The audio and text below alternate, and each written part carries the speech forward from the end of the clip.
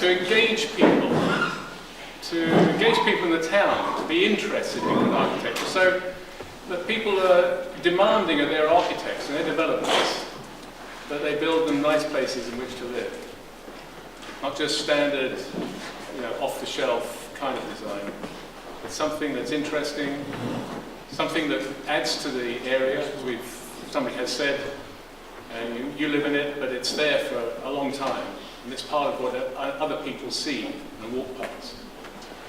So we want the community to want good architecture. It's got good architecture, it's got a very well-planned town, it wants more of it in the future, and this scheme is really not about putting trophies on architects' mantelpieces. That will happen, I hope, if they're here today. I do hope the architects will be here today. But it's about people being interested that good architecture is taking place. So, how does it work? Well, it works first of all because people have funded us. I've got some thank yous to make at the front of this, and it's unashamedly do this. Places for People. They volunteered. I mean, it wasn't like twisting their arm or anything like that. They volunteered. They want to help this town, and they help us not just in the cash, but they're committed to developing the town, and in interesting ways, and give us advice as to how we might proceed. So they're very helpful to us, and as are the following.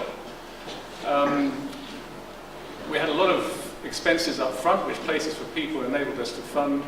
And we have expenses as we go along. We hope to do this for 10 years, and our annual sponsor helps us to do that. So we're very grateful to them as well. And Mark Cotton gives us not just a bit of money, but also is a member of our panel. So what else we got here? Not just money, but other people have stepped up. So for Harlow, promotional space, a platform at their annual event in the town centre. Social communications, that word social communications are the PR people for Places for People. They don't get paid by Places for People for the work they do for us, for running our website, for helping our press relations and the rest of it. They do that voluntarily and very well. The Chamber of Commerce provide us with somewhere to meet, communicate with their members. Blue Pig are doing our graphic design. You see our logo here, they were behind the actual design for Harlow Circus Society logo. Pardon Mills, the creative hub. It's the cradle in which the artists work, who produced our trophies, which are lovely pieces of work. And, well, we're here in Harlow Cricket Club, and Alan's also a member of our panel. So these people as well didn't have to ask them. They heard what we were doing, they just stepped up. And so I'm here to thank them, but also to let all you know that there are some very good people in this town who are warm-hearted and want to help. So can I just ask you to acknowledge these good people in the town?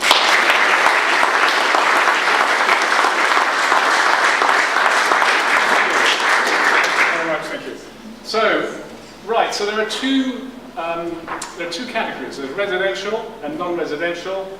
The artists for which were John Lewis and Yuki Kokai. That's the non-residential on the left. That's the trophy. It's sitting over there on the left on the table. And then Ava Wozniak, who's here, I'm very glad to say. There's Ava. Did show, that's right, that's Ava. She did the trophy for the residential one.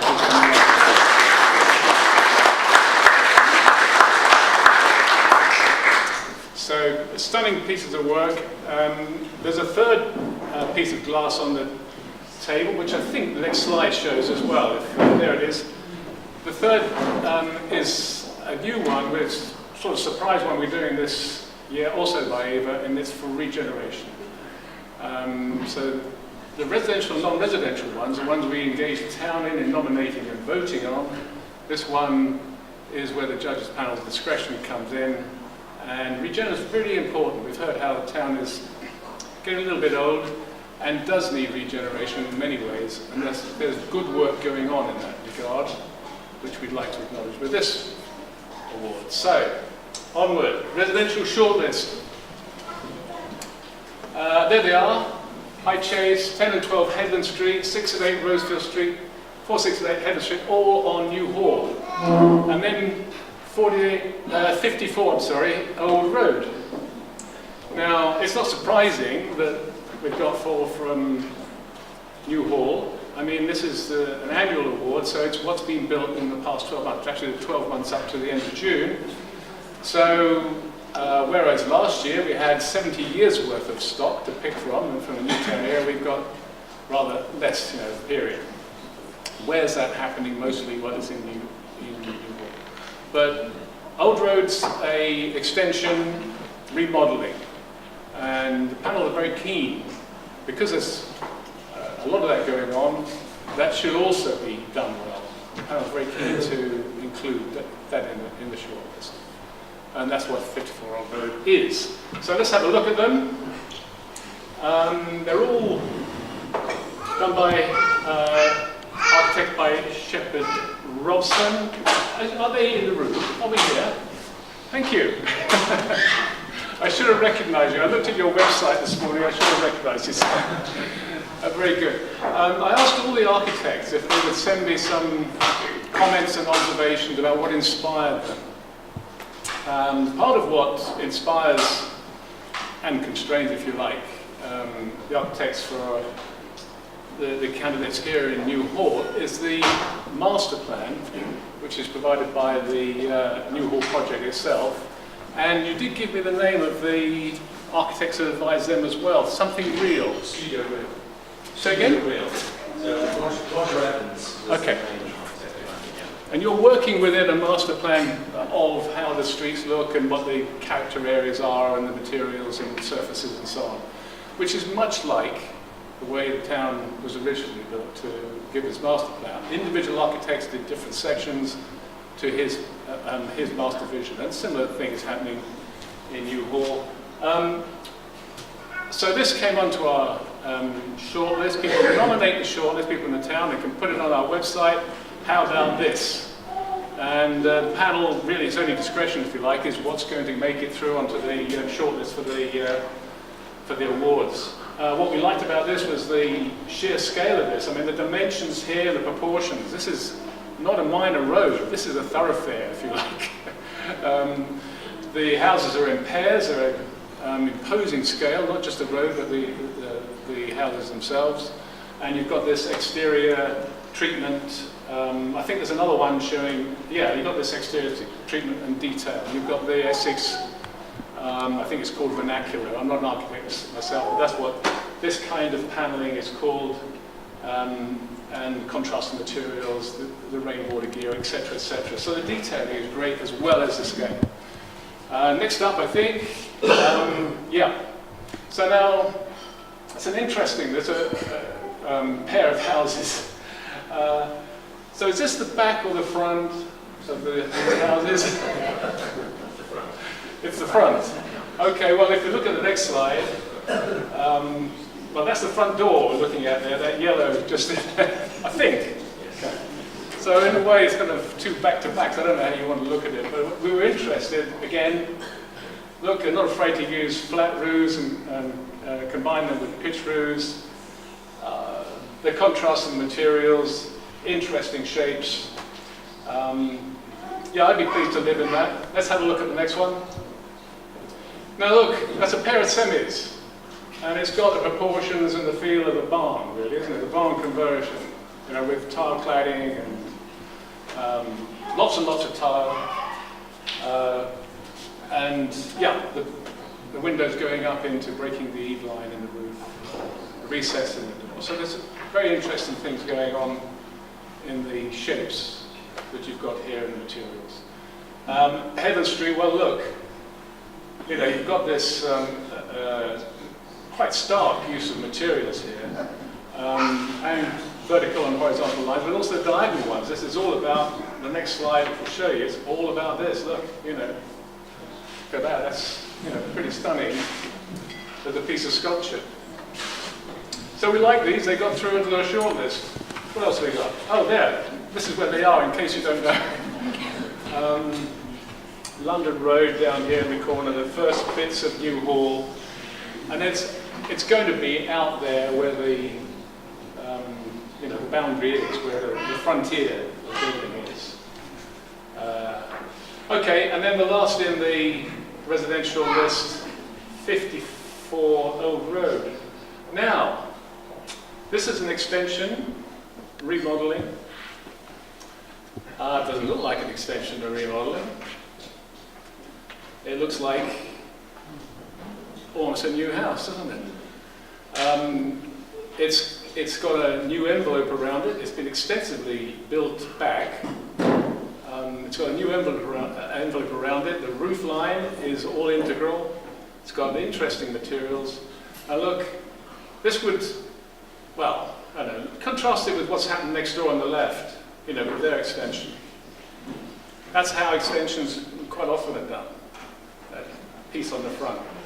And look at the detailing of the windows with the one on the right. So it was nominated. We thought, we want to encourage extensions. This was a worthy entrance. Would it be in place in New Hall? No. Would it be in place in Church Langley? Well, no again. And I mean that part as more of a compliment. Yeah, this is a pleasing addition to New Hall. Yeah, these didn't make it to the shortlist. They don't usually do this, show you what didn't make it, but this didn't make it. I don't know what you think, but they went and built a second one. So that's not the sort of thing. It's got an interesting fence as well at the front, as well as the Tudor finish, which is repeated on the garage, I see. So there we are. It's time to declare who the winners are of our residential prize. It's not that we've got anything against footballers, by the way. Shall I look? I don't actually know the answer to that question. This is a shock to me as it is to you. So hopefully I can read the handwriting. So the winner is in this category is 54 Old Road.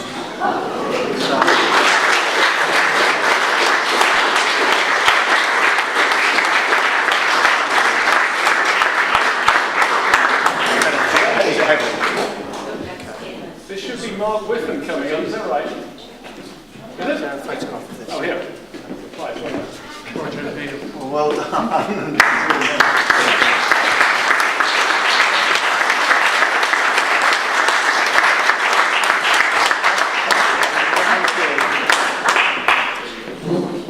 This is done on a vote.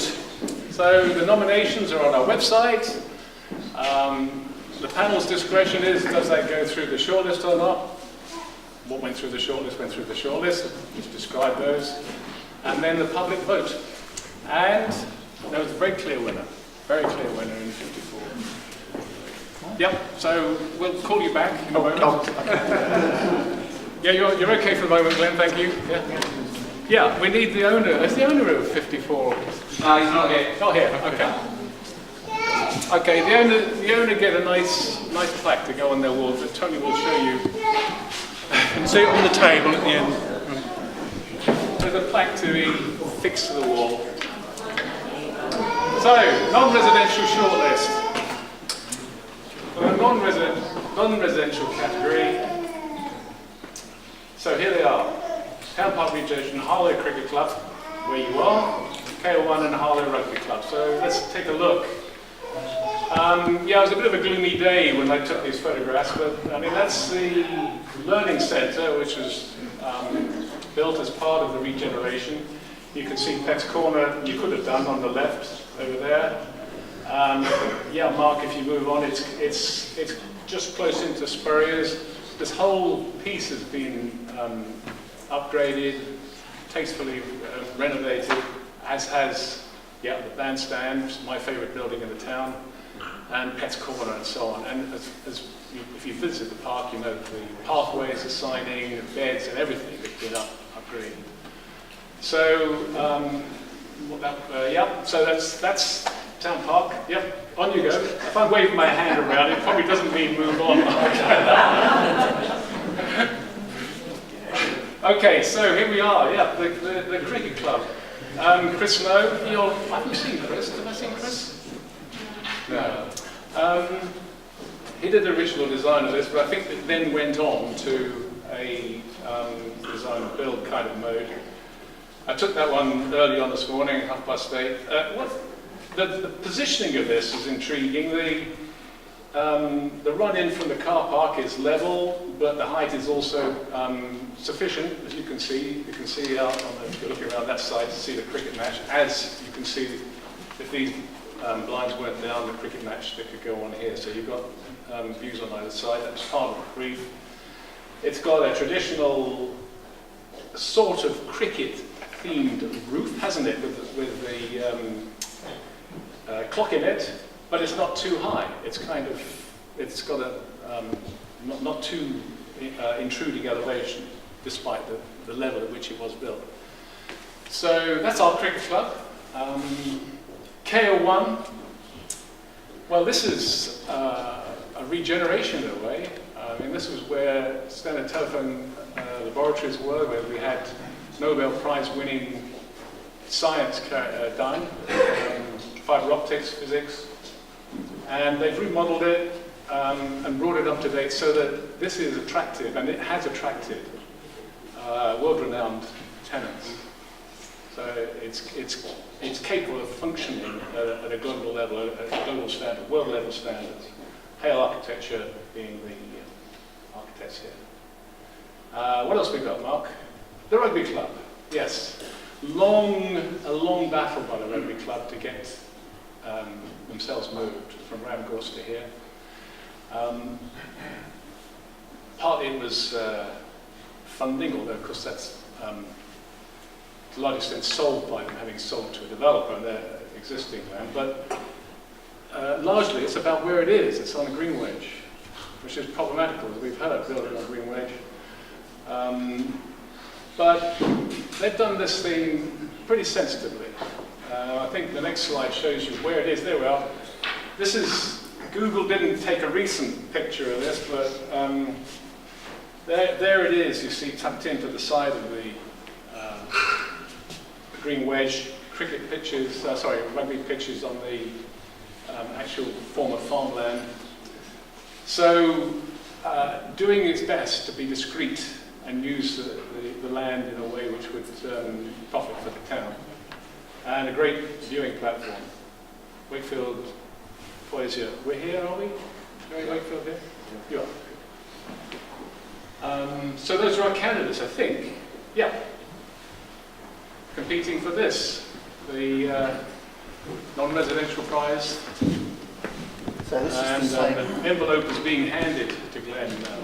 Well, this is the same spec again. So again, I don't know who this is. If I can read it.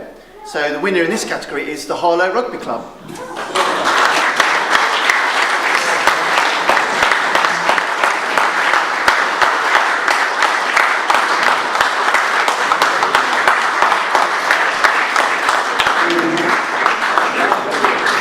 Congratulations. This is really heavy. So, shall we which one first? Yeah.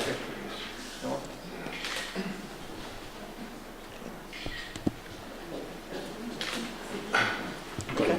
Thanks very much. Congratulations. The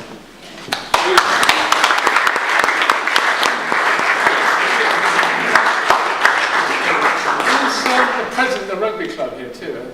Yeah, do come up for your class. This is a bit unsafe. Nice. Like a frisbee. We've got the screw holes. So.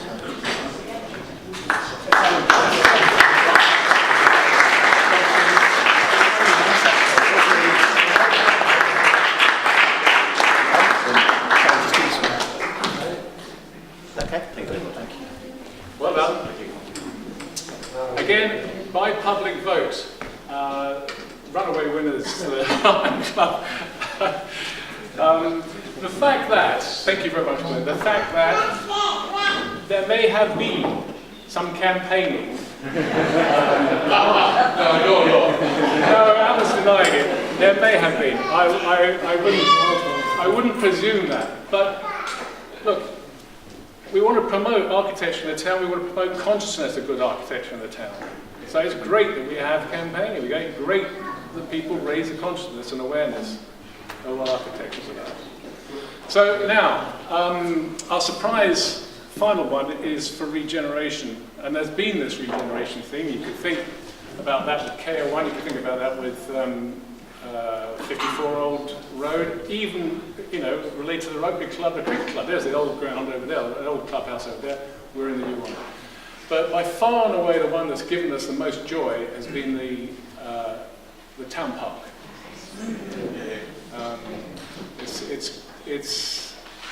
Well, it wasn't looking great before, but if you go there now, it's a place to be proud of, really proud of. Pet's Corner, look, it's transformed, it's a little bit down the hill. You didn't want to be a pet. Let